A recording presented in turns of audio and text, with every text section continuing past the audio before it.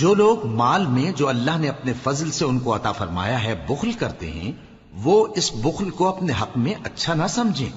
وہ اچھا نہیں بلکہ ان کے لیے برا ہے۔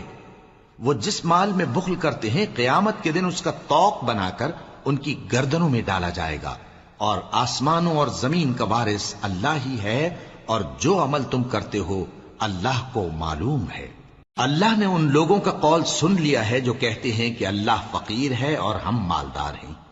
یہ جو کچھ کہتے ہیں ہم اس کو لکھ لیں گے، اور پیغمبروں کو جو یہ ناحق قتل کرتے رہے ہیں اس کو بھی قلم بند کر رکھیں گے، اور قیامت کے روز کہیں گے کہ سخت جلن والی آگ کے عذاب کے مزے چکھتے رہو۔ یہ ان کاموں کی سزا ہے جو تمہارے ہاتھ آگے بھیجتے رہے ہیں، اور اللہ تو بندوں پر مطلق ظلم نہیں کرتا۔ جو لوگ کہتے ہیں کہ اللہ نے ہمیں حکم بھیجا کہ جب تک کوئی پیغمبر ہمارے پاس ایسی نیاز لے کر نہ آئے جس کو آگ آ کر کھا جائے تب تک ہم اس پر ایمان نہ لائیں گے، اے پیغمبر ان سے کہہ دو کہ مجھ سے پہلے کئی پیغمبر تمہارے پاس کھلی ہوئی نشانیاں لے کر آئے اور وہ معجزہ بھی لائے جو تم کہتے ہو،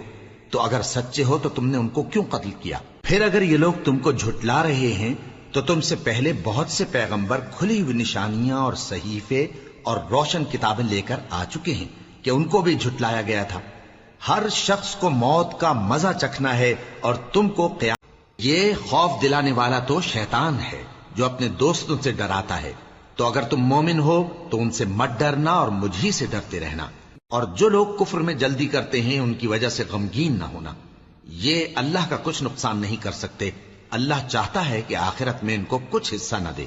اور ان کے لیے بڑا عذاب تیار ہے۔ جن لوگوں نے ایمان کے بدلے کفر خریدا وہ اللہ کا کچھ نہیں بگاڑ سکتے، اور ان کو دکھ دینے والا عذاب ہوگا۔ اور کافر لوگ یہ نہ خیال کریں کہ ہم جو ان کو مہلت دیے جاتے ہیں تو یہ ان کے حق میں اچھا ہے،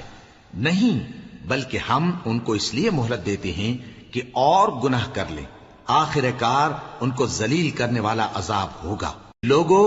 جب تک اللہ ناپاک کو پاک سے الگ نہ کر دے گا مومنوں کو اس حال میں جس میں تم ہو ہرگز نہیں رہنے دے گا، اور اللہ تم کو غیب کی باتوں سے بھی مطلع نہیں کرے گا۔ البتہ اللہ اپنے پیغمبروں میں سے جسے چاہتا ہے منتخب کر لیتا ہے۔ سو تم اللہ پر اور اس کے رسولوں پر ایمان رکھو، اور اگر ایمان پر قائم رہو گے اور پرہیزگاری کرو گے تو تم کو اجر عظیم ملے گا۔ جو لوگ اللہ کی راہ میں مارے گئے ان کو مرے ہوئے نہ سمجھنا، وہ مرے ہوئے نہیں ہیں بلکہ اللہ کے نزدیک زندہ ہیں اور ان کو رزق مل رہا ہے۔ جو کچھ اللہ نے ان کو اپنے فضل سے بخش رکھا ہے اس میں خوش ہیں، اور جو لوگ ان کے پیچھے رہ گئے اور شہید ہو کر ان میں شامل نہیں ہو سکے ان کی نسبت خوشیاں منا رہے ہیں کہ قیامت کے دن ان کو بھی نہ کچھ خوف ہوگا اور نہ وہ غمناک ہوں گے، اور اللہ کے انعامات اور فضل سے خوش ہو رہے ہیں، اور اس سے کہ اللہ مومنوں کا اجر ضائع نہیں کرتا جنہوں نے باوجود زخم کھانے کے اللہ اور رسول کے حکم کو قبول کیا۔ جو لوگ ان میں نیکوکار اور پرہیزگار ہیں ان کے لیے بڑا ثواب ہے۔ جب ان سے لوگوں نے آ کر بیان کیا کہ کفار نے تمہارے مقابلے کے لیے لشکر کثیر جمع کیا ہے تو ان سے ڈرو، تو ان کا ایمان اور زیادہ ہو گیا، اور کہنے لگے ہم کو اللہ کافی ہے اور وہ بہت اچھا کارساز ہے۔ پھر وہ اللہ کی نعمتوں اور اس کے فضل کے ساتھ خوش و خرم واپس آئے، ان کو کسی طرح کا ضرر نہ پہنچا، اور وہ اللہ کی خوشنودی کے تابع رہے، اور اللہ بڑے فضل کا مالک ہے۔